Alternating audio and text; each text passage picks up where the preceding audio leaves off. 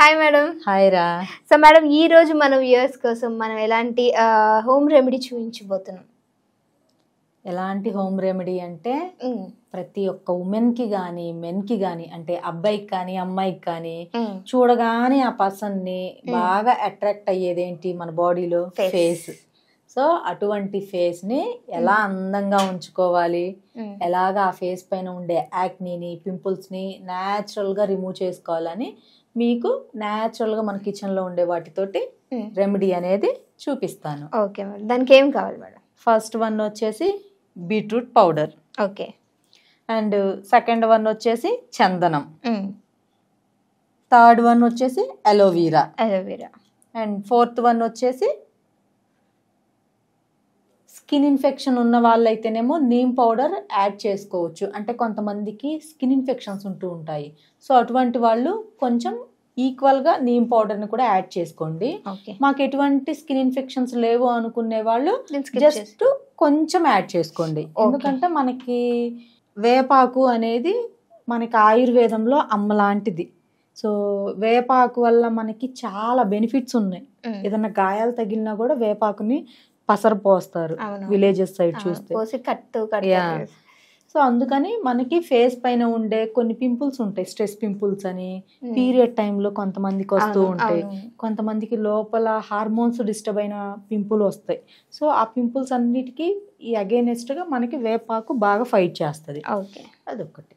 And fifth one వచ్చేసి మనకి మందారము plus rose petals. అంటే మందార పువ్వులు ఉంటాయి కదండి, ఆ flowers and rose flowers dry చేసేసి పౌడర్ చేసుకున్న పౌడర్ ఇది. అండ్ నెక్స్ట్ వన్ వచ్చేసి పసుపు. సో పసుపు ప్రాముఖ్యత ఏంటో అందరికీ తెలుసు. మనం ప్రతి కర్రీలో కూడా పసుపుని వేసుకుంటాం. ఎందుకు అంటే ఇది మనకి న్యాచురల్గా యాంటీబయాటిక్. ఏది అని అంటే పసుపు. ఎటువంటి మనం యాంటీబయాటిక్ ఇంజెక్షన్స్ వేస్తారు కదా కొన్ని హెల్త్ ఇష్యూస్ వచ్చినప్పుడు. సో అందులో యాంటీబయాటిక్ లక్షణాలు మనకి పసుపులో కూడా దొరుకుతాయి. అండ్ లాస్ట్ వన్ వచ్చేసి లెమన్. లెమన్ అంటే నిమ్మకాయ. సో ఇప్పుడు దీన్ని ఎలా ప్రిపేర్ చేసుకోవాలని చూద్దాం. దీంట్లో ఒక 2 to 3 టేబుల్ స్పూన్స్, ఒక 3 tablespoons or 4 tablespoons water పోసేసుకోవాలి ఫస్ట్ మనం బౌల్లో.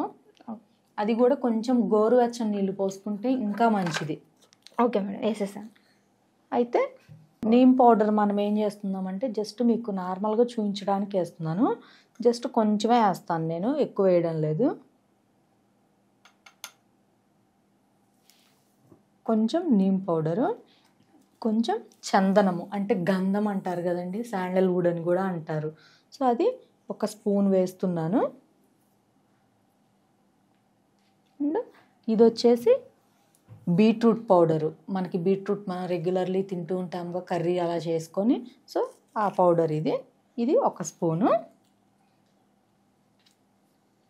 ఇంకొకటి వచ్చేసి పసుపు.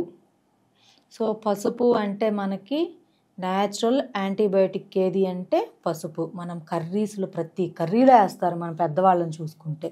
ఎందుకు అని అంటే అప్పటి రోజుల్లోనే వాళ్ళకి ఇవన్నీ తెలుసండి. అందుకే మనకి మనం వాడే పోపుల్లో కర్రీ ప్రిపరేషన్లో పించేసేవన్నీ కూడా ఇన్ని ఔషధ గుణాలు ఉన్నాయని ఒక ఎడ్యుకేషన్ అయిపోయి గ్రాడ్యుయేట్ అయిపోయిన తర్వాత మాకు ఇవన్నీ తెలిసాయి ఈ చదువుకునే ఈ టైం పీరియడ్లో.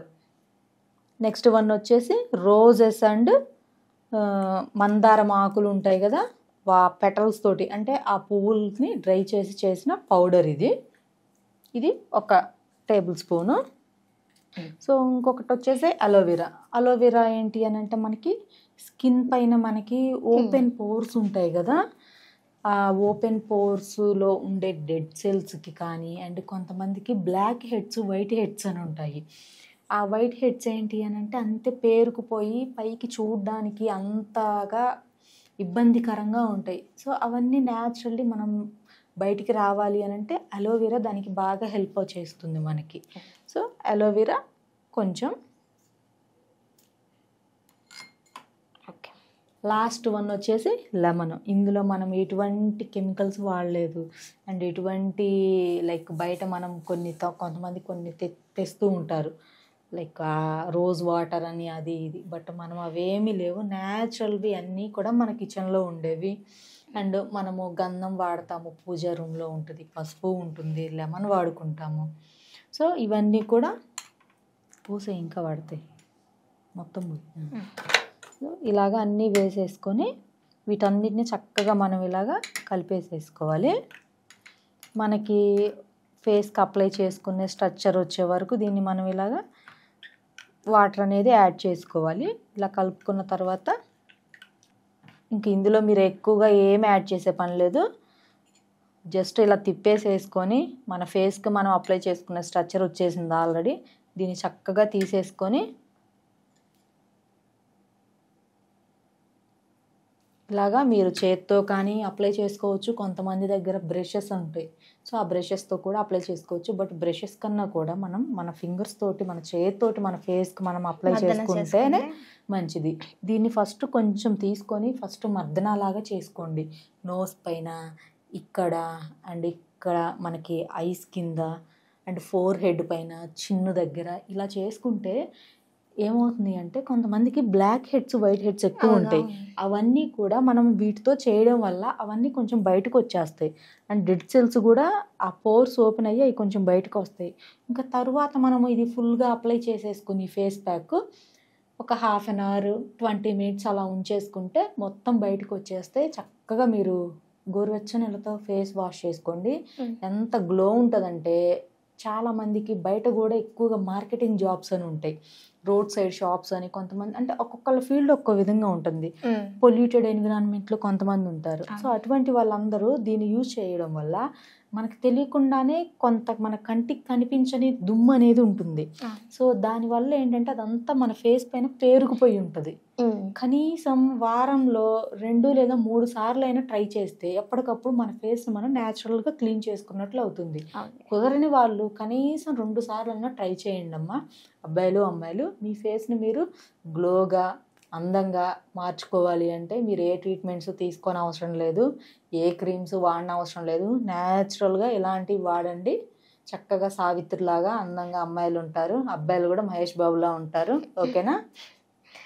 ఓకే. సో చూసారు కదా, మరి మేడం చాలా చక్కటి మన ఫేస్ ప్యాక్ అనేది చెప్పారు. సో ఖచ్చితంగా ఈ ఫేస్ ప్యాక్ మీరు ట్రై చేస్తే ఏం చేయాలి, కింద కామెంట్ చేయాలి. సో ఇంకో వీడియోతో మళ్ళీ మీ అందరి ముందుకు వస్తాం.